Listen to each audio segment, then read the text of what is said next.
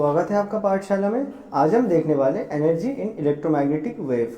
तो first of all कोई भी चीज़, जैसे हमने देखा था वेव क्या होता है, डिस्टर्बेंस होता है। एक कौन क्रिएट करता है, एनर्जी क्रिएट करता है। तो बेसिकली इसके अंदर जो एनर्जी स्टोर होता है इलेक्ट्रोमैग्नेटिक वेव में, वो किस फॉर्म में होता है, मतलब वो कहाँ होता है, किधर होता है, क्योंकि वो तो कोई मीडियम में ट्रैवल भी नहीं करता है, मतलब उसके अंदर क्या है, कुछ फील्ड्स ही होते हैं। तो बेसिकली इसके अंदर जो एनर्जी स्टोर होता है वो फील्ड में होते हैं। डन है। और इलेक्ट्रोमैग्नेटिक वेव के अंदर कितने फील्ड्स होते हैं, दो फील्ड्स होते हैं, एक आपका मैग्नेटिक फील्ड और एक आपका इलेक्ट्रिक फील्ड। डन। तो एक बार सिंपल से उसका डायग्राम बना लेंगे इलेक्ट्रोमैग्नेटिक वेव का अपना। तो ये हमारे पास इलेक्ट्रोमैग्नेटिक वेव है, यहाँ पे प्रोपोगेट करने वाला है वो एक्स एक्सिस में। वाई एक्सिस में ऑसिलेटिंग चार्ज क्या कर रहा है, एक इलेक्ट्रिक फील्ड प्रोड्यूस कर रहा है। डन है। यानी हम वो थोड़ा सा प्रोड्यूस करेगा, खाली वो बस एक ही साइकिल को प्रोड्यूस करेगा अपना ऑसिलेटिंग चार्ज। ठीक है। उसके बाद अगर ऑसिलेटिंग चार्ज ऑसिलेट करना बंद भी कर दे तब भी क्या होगा, यहाँ पे आपका एक वेरिंग मैग्नेटिक फील्ड क्रिएट हो जाता है। डन है। ये हमने ऑलरेडी डिस्कस कर लिया है। अब इसके अंदर जो एनर्जी स्टोर होता है ना आपका इलेक्ट्रोमैग्नेटिक वेव के अंदर, वो कहाँ होते हैं, इन फील्ड में स्टोर होते हैं। क्या ये बातें क्लियर है? तो चलो इसको लिखते हैं। In electromagnetic wave energy is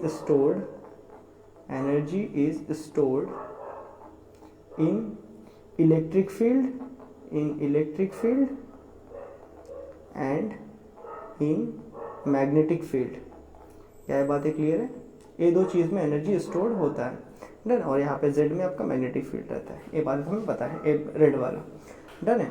अब देखो हमने ऑलरेडी पढ़ा है जो एनर्जी डेंसिटी होता है या फिर जो एनर्जी स्टोर होता है इलेक्ट्रिक फील्ड में, वो कितना होता है, हाफ ऑफ, ये बातें क्लियर है, epsilon not E not square. यहाँ पे epsilon not permittivity of space है, वो आपको पता है। यहाँ पे जो ई नॉट है वो क्या होता है, पीक वैल्यू। ये जो पीक वैल्यू होता है ना ये इलेक्ट्रिक फील्ड का, वही वाला peak value of electric field. यहाँ तक बातें क्लियर है। ऑल्सो हमने ये भी देखा है मैग्नेटिक फील्ड में एनर्जी कितना स्टोर होता है, हाफ ऑफ, देखो यहाँ पे सेम बी नॉट का स्क्वायर। जैसे मैग्नेटिक फील्ड में परमिएबिलिटी और म्यू नॉट नीचे आएगा। डन। और यहाँ पे आपका जो बी नॉट है वो क्या है, आपका पीक वैल्यू है। किसका पीक वैल्यू है, peak value of magnetic field. क्या ये बातें हमें क्लियर है? डन। अब देखो, अब अगर हम पूछे कि तो फिर इस वेव में, इलेक्ट्रोमैग्नेटिक वेव में टोटल कितना एनर्जी होता है, तो वो कैसे निकाल लेंगे टोटल एनर्जी के लिए, that is total energy of electromagnetic wave. ये कैसे निकालेंगे हम, total energy sum of electric energy and magnetic energy. Done है। तो टोटल कितना हो जाएगा, इलेक्ट्रिक एनर्जी आपका half of epsilon naught peak EMF का square, magnetic energy half of peak magnetic field square divided by mu naught. Done है। अब देखो जैसे हमने क्लास 11 में इक्वल पार्टीशन ऑफ एनर्जी को पढ़ा था, सेम यहाँ पे भी जो एनर्जी डिस्ट्रीब्यूट होता है वो इक्वली डिस्ट्रीब्यूट होता है। ये बातें क्लियर है?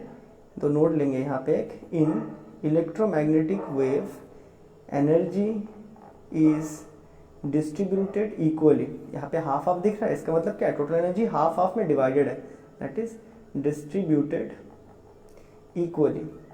क्या है बातें क्लियर है? एनर्जी इक्वली डिस्ट्रीब्यूट होता है।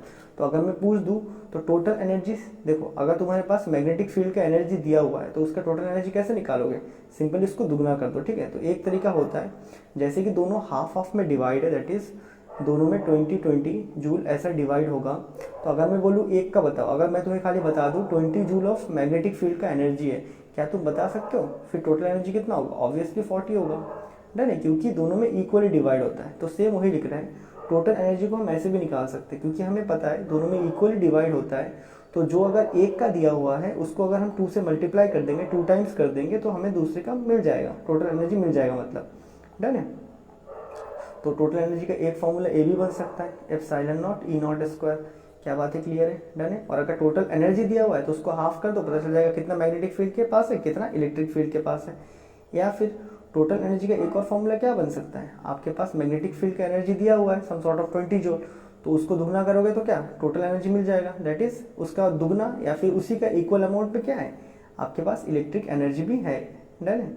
तो अगर मैग्नेटिक फील्ड का एनर्जी दिया है तो हम उसे ऐसे भी कैलकुलेट कर सकते हैं। डन है। B not square by mu not, तो कितना आ जाएगा यहाँ पे, B not square by mu not.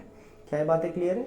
यही है बेसिकली आपका energy in electromagnetic wave. Important क्या है, एनर्जी इक्वली डिस्ट्रीब्यूट होता है, डन। और यहाँ पे E naught B naught peak values है, डन।